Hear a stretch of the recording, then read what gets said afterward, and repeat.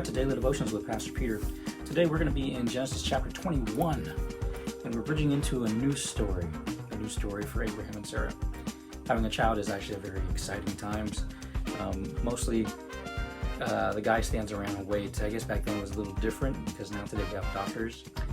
Back then, well, I don't know how things went, but I could just say that Abraham and Sarah had a child.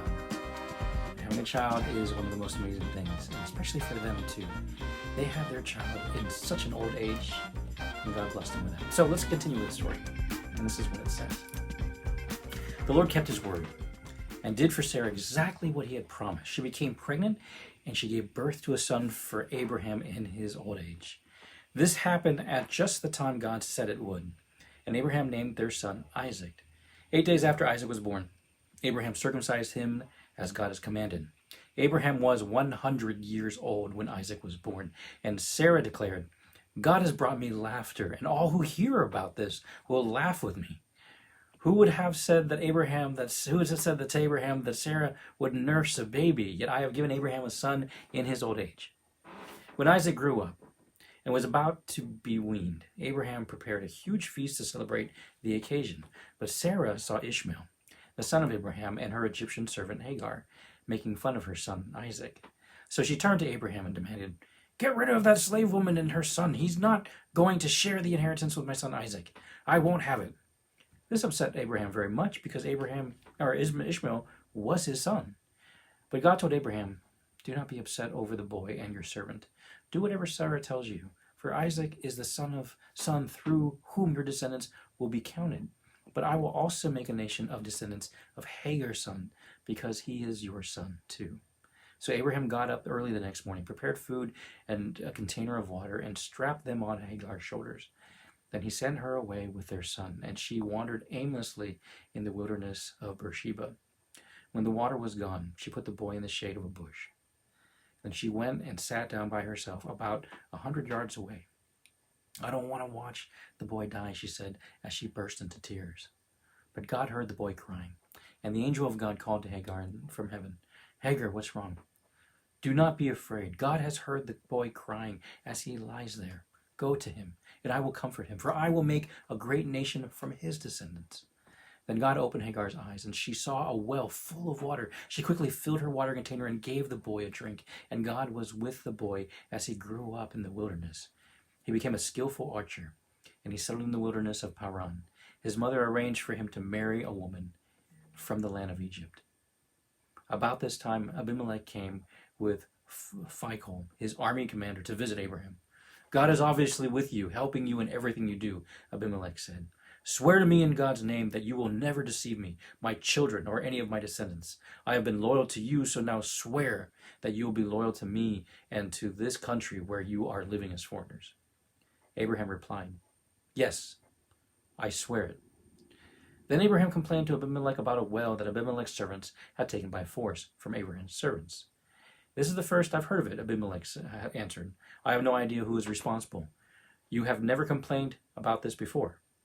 Abraham then gave some of his sheep, goats, and cattle to Abimelech, and they made a treaty. But Abraham also took 7 additional female lambs and set them off by themselves. Abimelech asked, "Why have you set these 7 apart from the others?" Abraham replied, "Please accept these 7 lambs to show your agreement that I dug this well." Then he named the place Beersheba, which means well of the oath, because that was where they had sworn the oath. After making their covenant at Beersheba, Abimelech left with Phicol, the commander of his army, and they returned home to the land of the Philistines. Then Abraham planted a tamarisk tree at Beersheba, and there he worshipped the Lord, the eternal God. And Abraham lived as a foreigner in Philistine country for a long time. Again, I love Abraham for what he's doing. And it's difficult, having a wife, wanting to please your wife, and having a not wife, but someone you slept with in your house. I mean, talk about jealousy and problems. This is like, a Jerry Springer or a Maury show where people are like, who's the child, who's the father, and DNA. It's crazy. And like I said, the Bible isn't full of perfect stories. And this is one of those stories that isn't perfect. God has blessed Sarah with a child. Yet Sarah couldn't see past the fact that if God was willing to do this for her, this miracle, for her being that old, for Abraham to be 100. I mean, I think of my senior pastor, he's 88 years old, and I can't imagine him and his wife having children at this time. It's like I can't say it's impossible because God has done it before, but it's just absurd. And yes, it will bring laughter to people because they'll be like, what the heck? How can this happen? But the reality is, Sarah was blessed. Sarah was blessed. What would it have been like if Sarah just said, hey, you know what? I'll deal with the issue. You know, and moms usually hover over their kids. For me as a dad, I've always been that dad. Like today, my daughter kind of fell down a little bit and she was crying. And, you know, I was calm. I didn't joke, oh, everything okay? Well, you know, you're going to be here. Oh, you know, well, you're a poor little kid, whatever. And I was like, you know what? Falling down is a part of life. It's what you do after you fall down that matters. Pick yourself up, calm down, figure out what the problem is, and don't do it again. But of course, Sarah loved her son so much. And of course, he was her pride and joy. He was the baby to a very, very old couple. And she was jealous of Ishmael and her mom. But the reality for Abraham was both of them were his sons. They were his. And I could see this is difficult. You know, I mean, his wife says, you got to get rid of her. And he's like, man, I got to do something. And God said, that's fine. But I kind of wonder, you know, we're living in a world right now where there are a lot of people, where there are a good number of children who don't have fathers at home. Dads are, or should be, the loving authority figure in the family. Yeah, he could be cranky, he could be tired from that long day at work, so you don't mess with him. But he is the loving father who is proud of his children, who loves his children no matter what, if he is a good father. And with that kind of influence, it helps for a child to grow up and develop the way that we're supposed to in a family with a father and a mother. That's God's intent and design for children to be in that situation. But for Ishmael, he didn't have that. And I always kind of wondered, was it fair for God to send Ishmael and Hagar away? Well, who are we to judge, because we are not judge and jury. God didn't make us that. However, it is kind of unfortunate. I feel kind of bad for them. But God had a plan.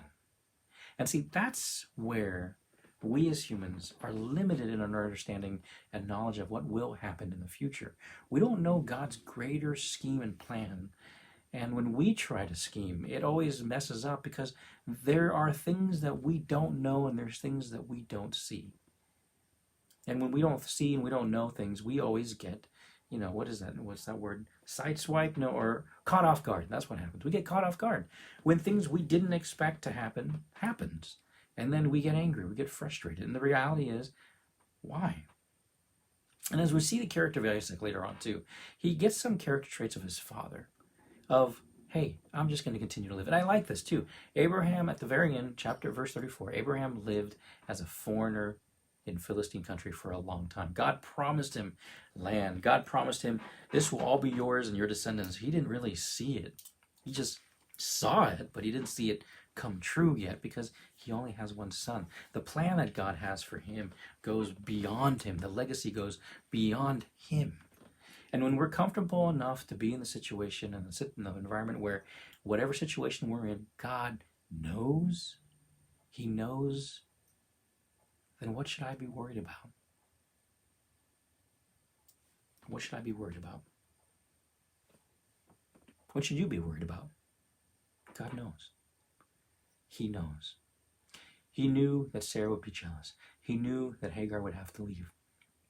He knew they were going to be in the desert and didn't have water and prepared it for him. But he also knew that he was going to raise Ishmael up to be a great nation as well too. And in order for two nations to be together, eventually they cannot be under the same roof. You realize that, right? It's just only a matter of time. And see, when we look at our limited perspective, looking back and seeing our limited perspective, rather than complaining and saying it's not fair, we should be asking the question, what are you trying to do through this, God? And let me be faithful to what you're trying to do. God is the God of creator who created the whole world. He knows everything. And if we believe that, And everything that happens in our life happens for a reason, for us to understand and learn in order to prepare us for something in the future. There's no reason why we need to end it early. There's no reason why we should critique God. Sure, I understand sometimes there's pain and we want to yell out. But let it pass. Trust in God. All right, everyone, take care. We'll see you in the next video.